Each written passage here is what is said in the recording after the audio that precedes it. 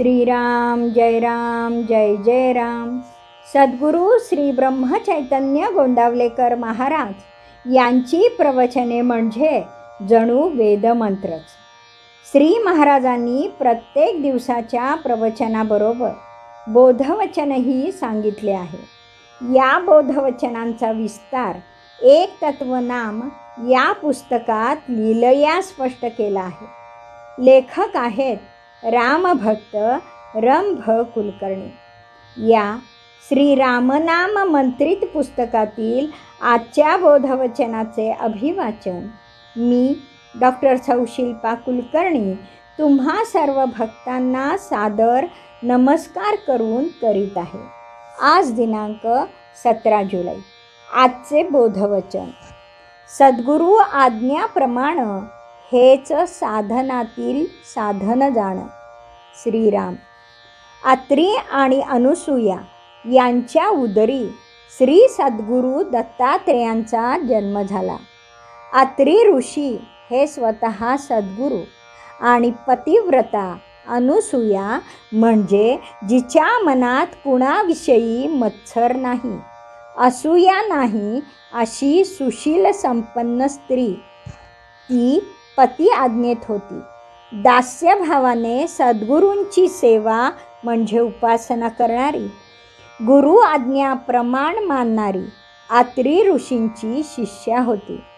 प्रत्येक व्यक्ती ही त्रिगुणांनी युक्त असते, पण अनुसूयाने त्रिगुणांना जिंकले होते. ती गुणातीत होती. तिची परीक्षा घेण्याचे 3 देवांनी ठरवले.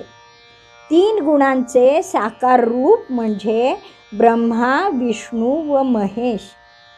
अनुसूयेच्या उपासनेत वैगुण्य आणून तिच्या पुण्याचा क्षय करून तिला नरकात पाठवण्याचा त्यांचा विचार. परंतु अनुसूयेची उपासना एवढी श्रेष्ठ की 3ही देव तिची बाळे झाली. सद्गुरू आज्ञाप्रमाण मानणाऱ्या उपासकाची एवढी महान थोरवी आहे. म्हणून श्री गुरु गीतेत स्पष्ट बजावले आहे की हरौ रुष्टे श्री सद्गुरु त्राता श्री सद्गुरु रुष्टे न कंचन तस्मात् सर्व प्रयत्नेन श्री सद्गुरुं शरणं व्रजेत. याविषयी श्री महाराजांचे आचरण आदर्शभूत आहे. सद्गुरू श्री तुकाई माऊलीवर एवढी प्रचंड श्रद्धा की अशक्य वाटणाऱ्या आज्ञेचाही त्यांनी भंग केला नाही. वटवृक्षाची पाने तोड सांगितल्यावर तोडली आणि पुन्हा चिकटव सांगितल्यावर चिकटवली. पण नदीकाठी खड्डा खोदून खेळणाऱ्या मुलांना पुरून टाक आणि वर बैस सांगायचा अवकाश. श्री महाराजांनी ती आज्ञा तत्काळ अंमलात आणली.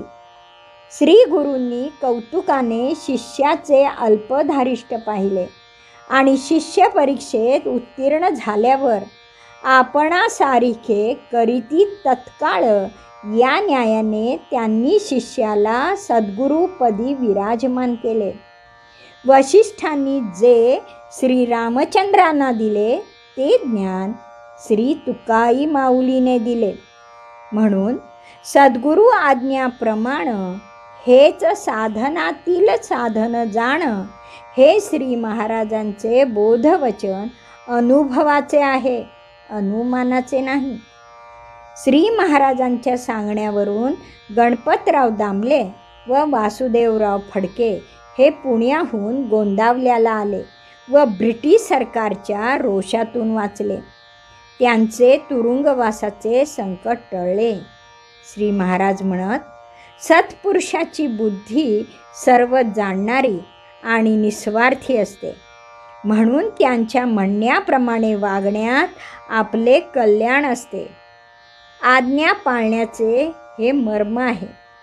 एकदा श्री महाराजांनी भाऊसाहेब केतकरांना नाथ भागवत वाचावयास सांगितले.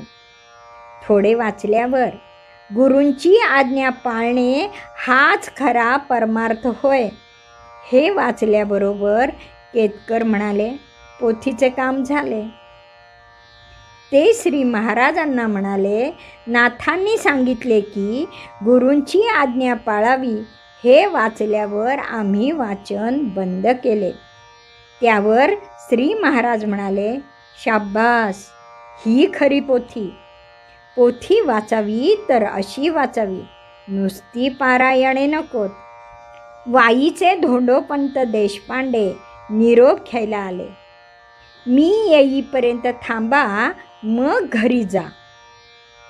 धोंडोपंत वाट पाहत एका जागेवर पहाटे 4 पर्यंत श्री महाराजांची वाट पाहत उभे होते.